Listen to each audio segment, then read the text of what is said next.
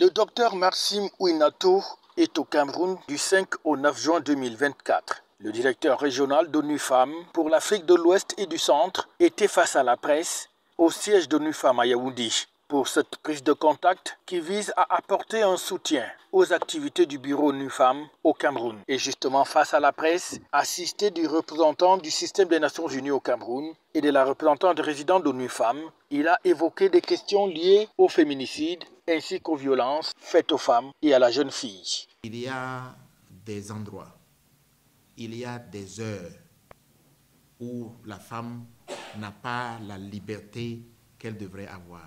Il y a des actes odieux qui se produisent.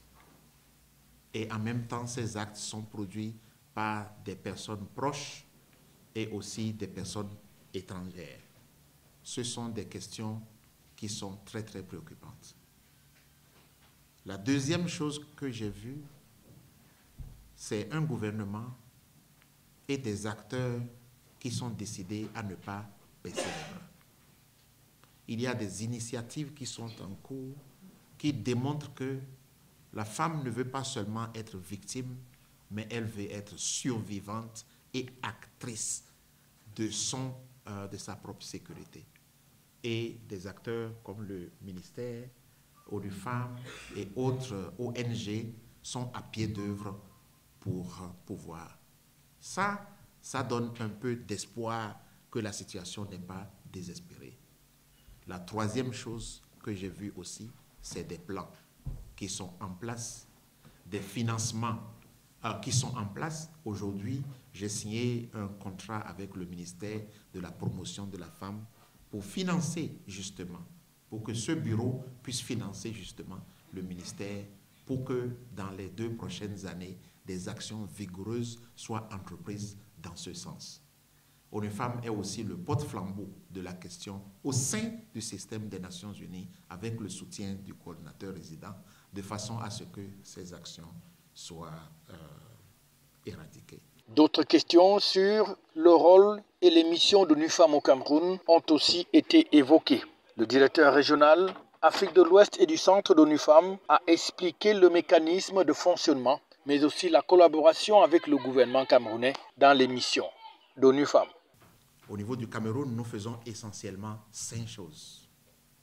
La première chose, c'est la gouvernance et la participation politique des femmes.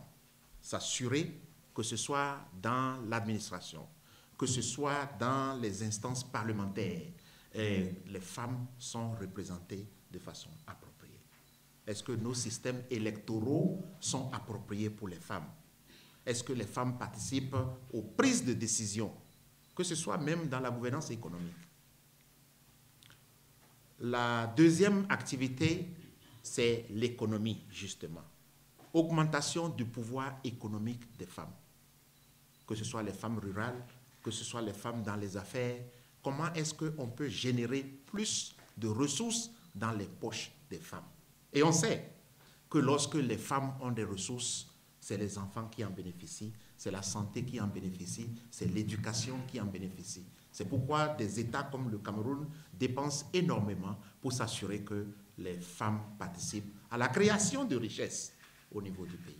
Maxime Ouinato, directeur d'ONU Femmes pour l'Afrique de l'Ouest et du Centre, est aussi donc venu construire et renforcer les alliances stratégiques avec les principaux acteurs nationaux impliqués dans la promotion de l'égalité des sexes et de l'autonomisation des femmes et des jeunes filles, mais aussi apporter le soutien nécessaire aux activités internes et externes du bureau ONU Femmes de Cameroun. Pendant son séjour, il a mené un certain nombre d'activités, notamment l'inauguration du centre de ressources sur l'égalité des sexes, le lancement officiel du projet de budget supplémentaire du Japon, la distribution des kits aux personnes déplacées internes de Bafia et les audiences avec les partenaires stratégiques d'ONU Femmes au Cameroun.